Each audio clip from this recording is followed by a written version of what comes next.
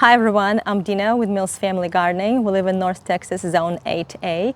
Today is May 19th. I just recently planted some sweet potato slips in our raised bed that's back there, and we grew those slips from store-bought organic sweet potatoes. But today I would like to experiment with growing potatoes from whole organic store-bought sweet potatoes, and what I'm gonna do is I'm gonna put them straight in the dirt in a container and see what happens. I'm going to use this pretty large size container. It already has drain holes in the bottom, which is very important.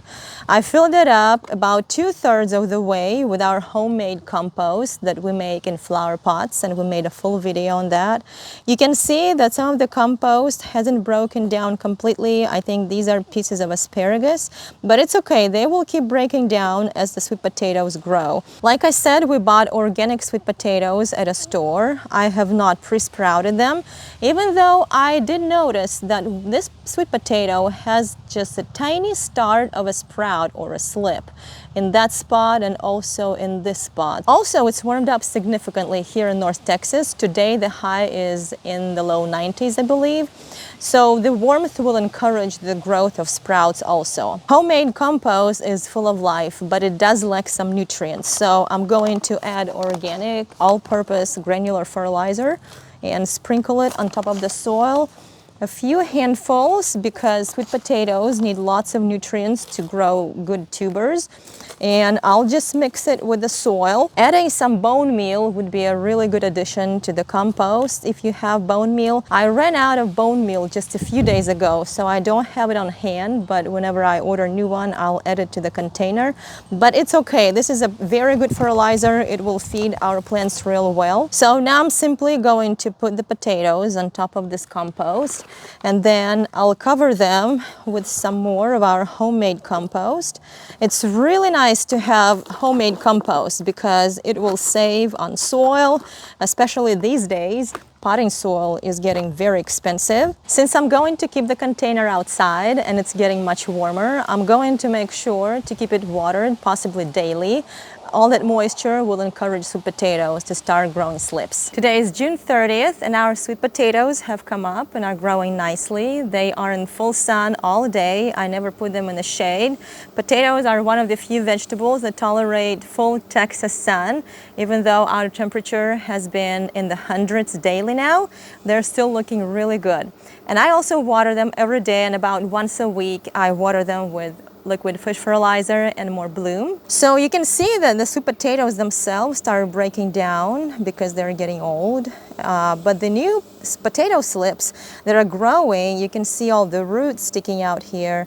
They're growing nicely, and I actually need to add more soil so the roots would be in the ground, and eventually the roots will turn into tubers over time. I also found a few smaller sweet potatoes in the pantry that sprouted on their own, and I just added them to the soil, and they all are growing nicely, and the roots are going deeper into the soil, and they will turn into tubers. Today is November 2nd, and we're ready to harvest our sweet potatoes in the container. Here they are. You can see that the vines have grown pretty long. Actually, some of them have rooted into the ground where they stayed, and little sweet potatoes were growing in various spots.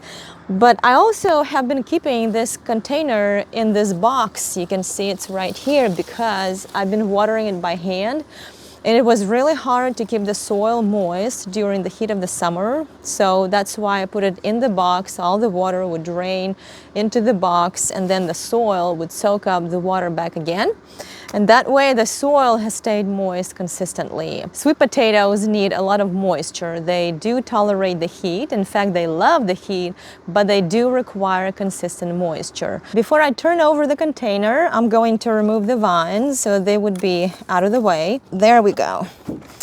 All right, you can see that the root system is very large and thick and compacted.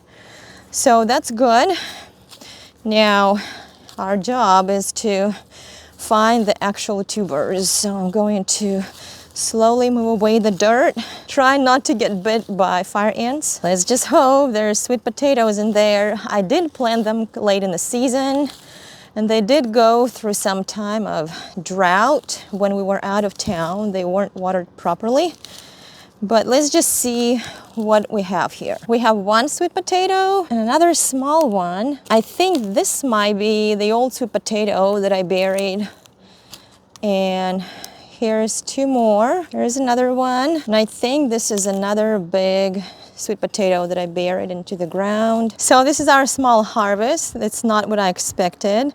When we grew sweet potatoes in the raised bed, they produced a lot more sweet potatoes for us. We also have to remember that the sweet potatoes in the container were grown from whole sweet potatoes. In other words, I did not grow slips in advance and then planted them in the container. I put 2 whole sweet potatoes without any slips in the container. And of course, it took them much longer to grow slips first, and then they grew roots, and then those roots started producing sweet potatoes. And the ones that we planted in the raised bed, I planted them from slips. I grew slips from about 3 or 4 sweet potatoes, and when they had a lot of roots, I planted them in the raised bed. And as you can see, they produced much better results. So it is possible to grow sweet potatoes by burying just a regular sweet potato into the ground, but you have to do it much earlier so they would have time to grow roots, to grow slips, and then produce sweet potatoes. Well, that was a good lesson for us. I hope that you learned some lesson from this video also. Thank you so much for watching this video, and have a great day.